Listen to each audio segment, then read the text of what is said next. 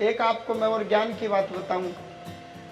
हरिद्वार से हम जो गंगा जल लाते हैं कई बार, या किसी भी पुण्य तीर्थ से हम जल लाते हैं, तो जितना जल आप लेते हो उतना दूध छोड़ना पड़ता है उस तीर्थ में, नदी के भीतर। अक्सर हम क्या करते हैं, हरिद्वार गए, गंगा स्नान किया, 20, 30, 50, 100 रुपए की कैन खरीदी, dub dub dub dub dub जल भर लिया, ले आए। ये नियम नहीं है। जिस तीर्थ पर जाते हो उस तीर्थ को प्रणाम करो। ये तो वो बात हुई, आप मेरे पास आए, सीधा जेब में हाथ डाला, जो 100-50 थे वो निकाल ले और चल पड़े।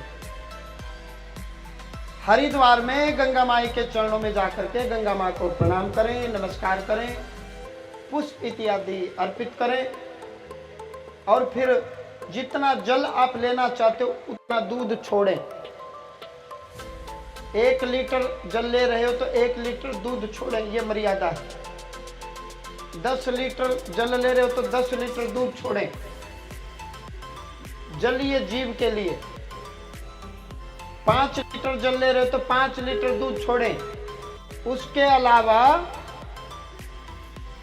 आप घर में आकर के क्या करते हो, जल का लोटा लिया और उसमें थोड़ा सा गंगा जल डाल लिया, इसका कोई महत्व नहीं है। गंगा जल में गंगा जल ही रहेगा, अन्य कोई जल नहीं। या तो आप शुद्ध जल लें, जल का पात्र रखें, उसके ऊपर दायां हाथ रखें।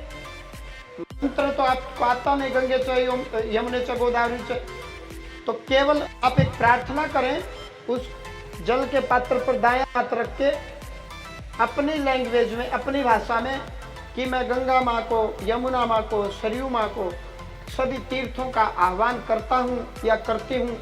जितने भी तीर्थ हैं, जितने भी पुण्य नदियां हैं, वो इस जल में अपनी कृपा डाल दें, छोड़ दें।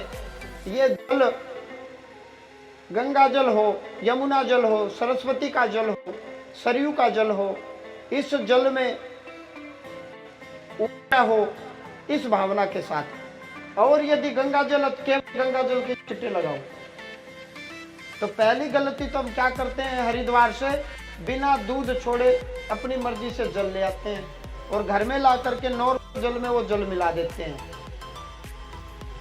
गंगा जी में यमुना जी का जल मिल सकता है, सरयू जी का जल मिल सकता है, घर के नल का जल मिलाने का कोई महत्व नहीं है।